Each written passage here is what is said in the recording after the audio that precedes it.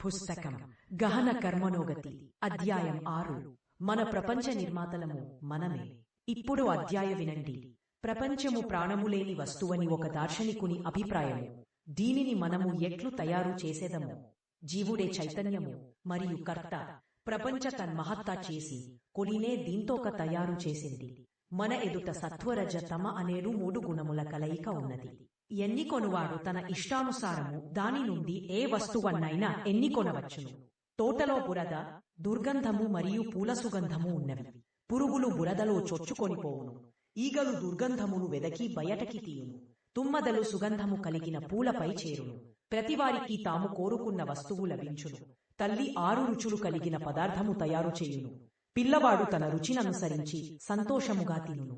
వ్యావహారిక దృష్టిలో ప్రతి వ్యక్తికి తనకంటూ వేరొక ప్రపంచమున్నది. ఒక వ్యక్తి దొంగ అయినచో అతని మానసిక ఆకర్షణ వలన చాలా మంది దొంగలతో మైత్రి కలుగును. జైలో, సమాజములో, ఇంటిలో అంతటా అతనికి దొంగ పండము యొక్క చర్య లభించును. ఇదే విధముగా వ్యభిచారి అయిన వ్యక్తి దృష్టిలో స్త్రీలందరూ వేశ్యలు, వ్యభిచార. ఒకే వ్యక్తి చాలా మంది ప్రజలకు చాలా రకములుగా కనిపించును.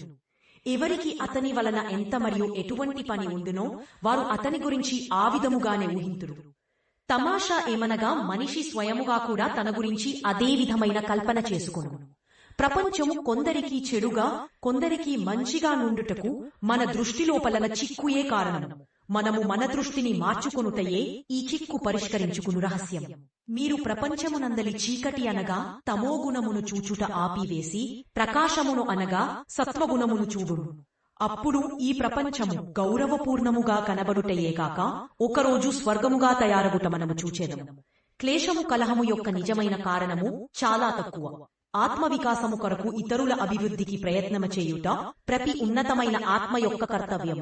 పడిపోయిన వారిని లేపి ముందుకు పోవుటకు ప్రోత్సహించవలెను. ప్రపంచములోని చెడును తొలగించుట కొరకు మంచిని ప్రసరింపచేయుటయే సరి అయిన మార్గము. అధర్మము పోగొట్టుటకు ధర్మ ప్రచారము చేయవలెను. ఏ దోషములు పోగొట్టవలెన్న మీరు వాటి వ్యతిరేక గుణములు వ్యాపింపచేయవలెను. మన దృష్టి మంచినే చూసి స్నేహపూర్వకముగా వ్యవహరించిన మొత్తము ప్రపంచం తన ప్రేమను మనపై కృమ్మరించెను. ప్రపంచము దుఃఖమయముగా, పాపి అన్యాయము చేయుదానిగా ఊహించించి మనోభూతము ఆ రూపములో ఎదురుగా వచ్చును. సుఖమయము అనుకొనినప్పుడు ఆనందము నిండిన ఫకీరు వల చక్రవర్తికి గల ఆనందము పొందును. ప్రతి వ్యక్తి కురూపి లేదా సుందర ముఖమును ఉన్నదున్నట్లుగా చూచుటకు ప్రపంచము కల్పన మాత్రమే అని తత్వశాస్త్రము యొక్క పై వాక్యలో అంతర్గతముగా దాగి ఉన్న మర్మము ఇదే. ప్రతి వ్యక్తి తన కల్పన అనుసరించి ప్రపంచమును అర్థము చేసుకొనును.